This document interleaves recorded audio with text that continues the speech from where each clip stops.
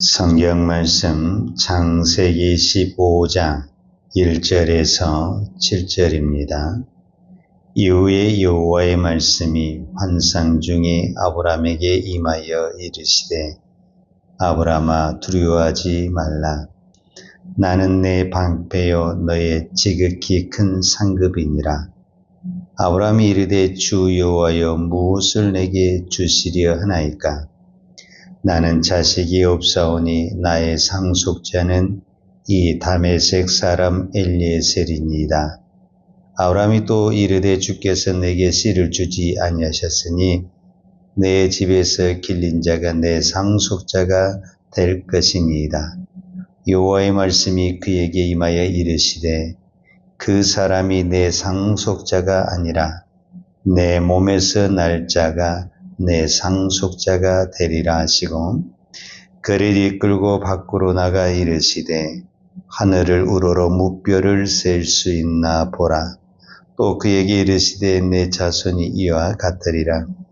아브람이 여호와를 믿으니 여호와께서 이를 그의 의로 여기시고 또 그에게 이르시되 나는 이 땅을 내게 주어 소유를 삼게 하려고 너를 갈대아인의 우르에서 이끌어낸 여호와니라.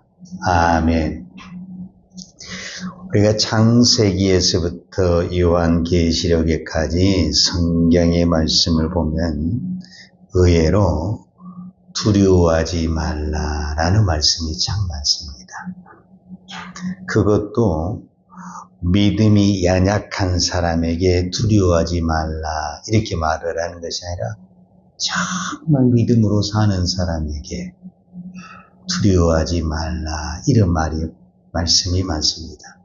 제가 이 말씀을 곰곰이 묵상하면서 우리가 아무리 기도해도 아무리 하나님 앞에 믿음으로 살려고 몸부림을 쳐도 우리 인간은 한계가 있잖아요. 한계가.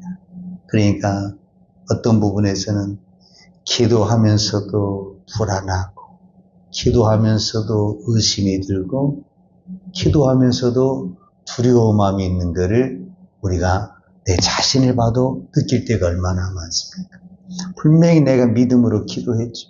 그래서 기도하는 동안에는 확신도 들고 세상에 겁날 거 없는 것 같지만 또 밖으로 나가보면 사람이 두렵기도 하고 환경이 두렵기도 하고 모든 것이 또 불안할 때가 참 많이 있습니다. 오늘 성경에 보면 15장 1절, 창세기 15장 1절에 보면 이후에 여호와의 말씀이 환상 중에 아브람에게 임하여 이르시되 아브람아 두려워하지 말라. 자, 아브람을 하나님이 찾아왔어요. 아브람에게 하나님이 찾아오셔서 뭐라고 말을 하냐면 두려워하지 말라 이렇게 말을 했다라. 그 말은 무슨 말입니까? 지금 아브람이 뭔가 두려워하고 있다라는 것을 우리는 볼 수가 있습니다. 15장 1절에 보면 이후에 있거든요. 이후에라는 것은 뭔가 이전에 뭔가 있었다라는 거예요. 이전에 무엇이 있었고 이후에 여호와의 말씀이 아브라함에게 환상 중에 나타났다 이렇게 말하는데 그러면 14장에 무슨 일이 있었냐면은 우리가 어제 말씀을 보았던 것처럼 북쪽에 있는 연합군과 남쪽에 있는 연합군이 전쟁을 했잖아요. 그래서 이 남쪽이 소돔과 고모라 쪽인데 여기가 완전히 망했어요. 그래가지고 아브라함의 조카 롯도 포로로 끌려가고 모든 재산이 다 빼앗겼어요. 이 소식을 들은 아브라함은 자기 집에서 키운 이 318명이라는 군사를 데리고 거기를 추적을 해서 일단 롯도 구출하고 모든 재산을 가져오긴 했는데 그들이 도망은 갔고 이제 전쟁은 끝난 것 같지만 그들이 또다시 군사를 재정비해서 이제는 남쪽이 아닌 나를 공격할 수도 있다라는 어떤 두려움과 공포가 있는 거죠. 우리로 하자면은 이 전쟁에 대한 공포. 여러분, 전쟁은 장난이 아닙니다. 전쟁은 말고도 죽고 사는 문제잖아요. 그러니까 가만히 또 이제 혼자 생각을 해보니까 두렵기도 하고 공포가 있는 거죠. 이 마음을 정확하게 하나님이 아시고 하나님이 아브라함에게 찾아와서 두려워하지 말라 이렇게 이야기했죠. 자, 우리가 어떤 사람을 신방을 해서 또 이렇게 두려워하지 마세요. 걱정하지 마세요. 하나님이 다 우리가 해줄 수 있는 게 없어요. 그러니까 우리는 하나님이 다 해주십니다. 이렇게만 이야기를 하죠. 왜냐면은 나는 능력이 없어요. 그러니까 내가 두려워하지 마라 해도 그 문제를 내가 해결해 줄 수 있다고 한다면은 확신을 줄 텐데 나에게는 그런 능력이 없는 거잖아요, 사실은. 근데 하나님은 뭐라고 말하냐면은 아브라함에게 두려워하지 말라 하면서 말로만 하면 안 되잖아요. 뭔가 확신 있는 대답을 줘야 되는데 그 대답이 뭐냐? 15장 1절에 다시 한번 읽겠습니다. 이후에 여호와의 말씀이 환상 중에 아브라함에게 임하여 이르시되 아브라함아 두려워하지 말라. 나는 내 방패요 너의 지극히 큰 상급이다. 자, 우리가 이제 여기서 하나님이 방패가 되고 큰 상급이 된다 이렇게 표현을 했습니다. 자, 방패라는 것은 뭐냐면은 말 그대로 보호하는 거죠.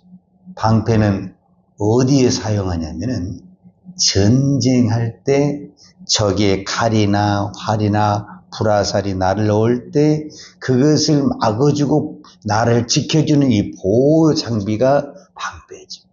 그러니까 지금 아브라함은 이 전쟁으로 인해서 공포와 두려움이 있을 때 네가 가진 방패는 잘못되면은 화살로 뚫을 수도 있다. 그러나 하나님이 직접 방패가 되어주시겠다. 지금 이렇게 말씀을 하는 거죠. 그 다음에 너의 지극히 큰 상급이다. 이렇게 표현했거든요. 여기서 상급이다라는 것은 뭐냐면은 오늘 우리식으로 가장 쉽게 이야기하자면은 어떤 보수. 아브라함이 하나님을 믿음으로 말미암아 내가 너에게 이러한 상급, 이러한 보수, 이러한 어떤 대가를 해주겠다. 근데 그게 뭐냐? 하나님 자신이라는 겁니다. 여러분, 우리가 하나님의 뼈 어떤 축복을 받아야 가장 복을 받습니까? 내가 평생 하나님을 믿어서 내가 어떤 축복을 받아야 됩니까? 세상의 사람들은 어떤 건물을 샀다든지 어떤 지위에 올라갔든지 이것을 우리는 보상이라고 생각하는데 하나님은 오늘 아브라함에게 뭐라고 말씀을 하냐면은 하나님 자신이 너의 상급이다. 이렇게 말을 하는 거예요. 그러니까 오늘 우리로 말하자면은 하나님이 내 안에 오는 그것이 가장 큰 상급이다. 이제 이거를 좀 더 우리가 쉽게 이해하려면 어떻게 이해하면 되냐면 예를 들어서 내가 이 새벽에 밤늦게 길을 걸어간다. 여러분 혼자 걸어가면은 아무리 우리가 사이가 좋다고 해도 밤에 혼자 걸어가려면 어쩌습니까? 더더구나 낯선 길. 내가 늘 걸어가는 길이 아니고 낯선 길을 걸어가려면은 두려움도 있고 불안함도 있고 그런 게 있잖아요.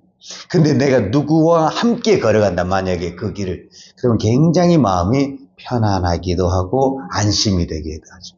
근데 어떤 한 사람만 내 옆에 있어도 어떤 부분에는 아무런 힘도 없는 애기만 한 명만 내 옆에서 있어도 내 안에 두려움이 사라지고 공포가 사라질 수가 있죠.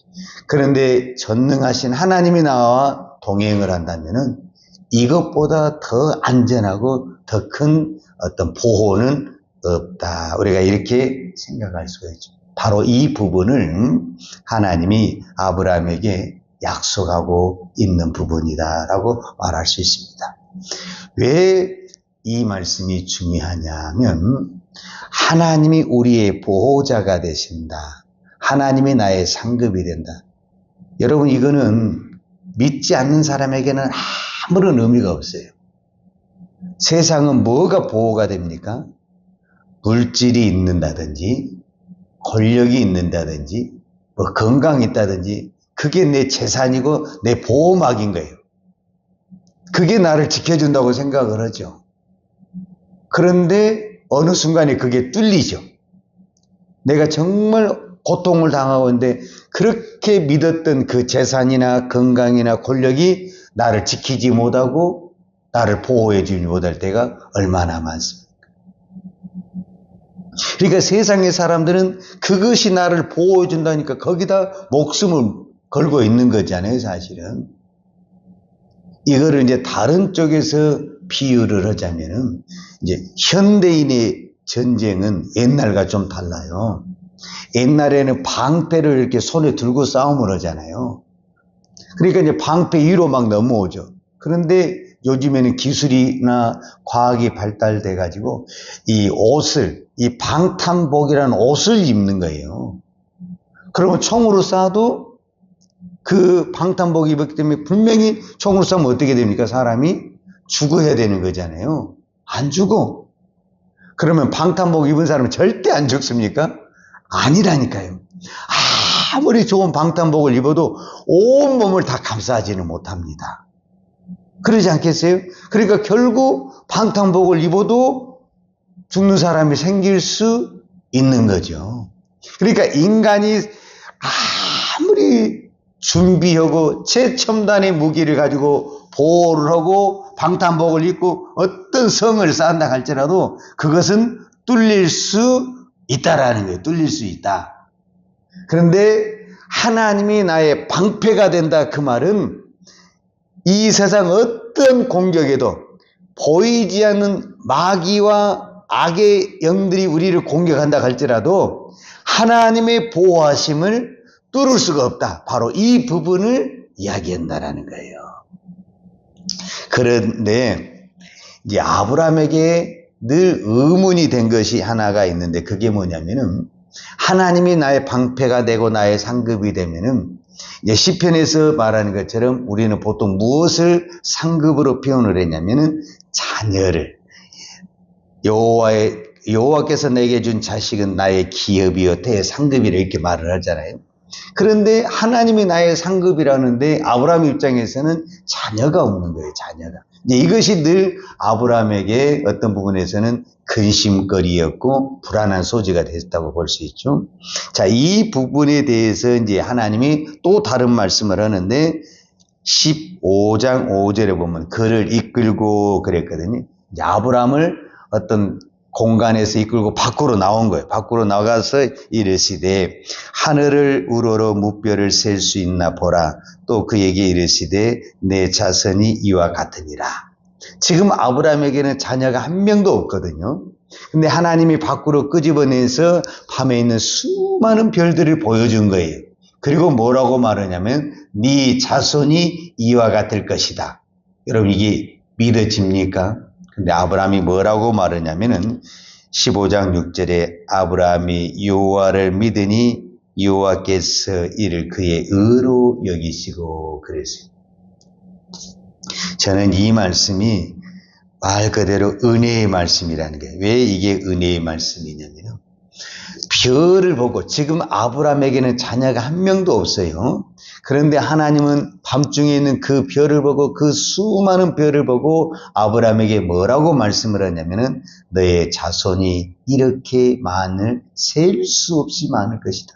그런데 그것이 아브라함이 믿었다라는 게 그 말은 무슨 말이냐면은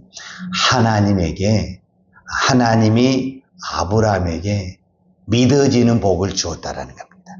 이것을 우리는 은혜라고 합니다. 우리가 똑같이 성경을 보고 약속의 말씀을 들어도 믿어지는 사람이 있고 나는 안 믿어져. 이렇게 말하는 사람이 있어요. 이 믿어지는 것을 우리는 뭐라고 하냐면은 하나님의 은혜다. 이렇게 이야기합니다. 여러분, 나는 어떤 사람은 그렇게 믿고 싶어 하는 겁니다.